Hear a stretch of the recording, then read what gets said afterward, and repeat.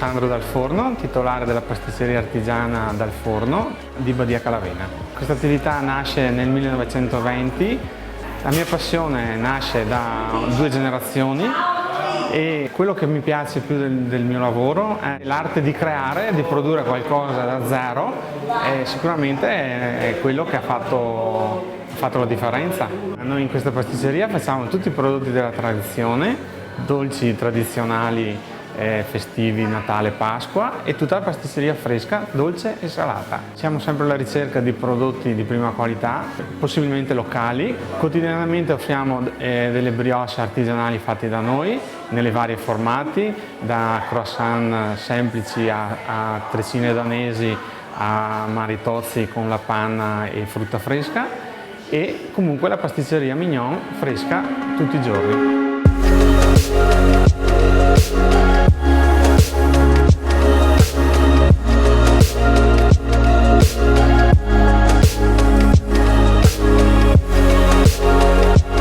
I fondi del GAL Baldolessina sicuramente sono stati importantissimi e ringraziamo questa possibilità che ci è stata data per rinnovare il locale, ristrutturare i serramenti e comunque riproporre un arredamento nuovo. I soldi sono arrivati puntuali e le pratiche sono state gestite in maniera ottimale. I vantaggi di questo investimento sicuramente sono stati molto importanti perché hanno incentivato e aiutato a sviluppare questa realtà.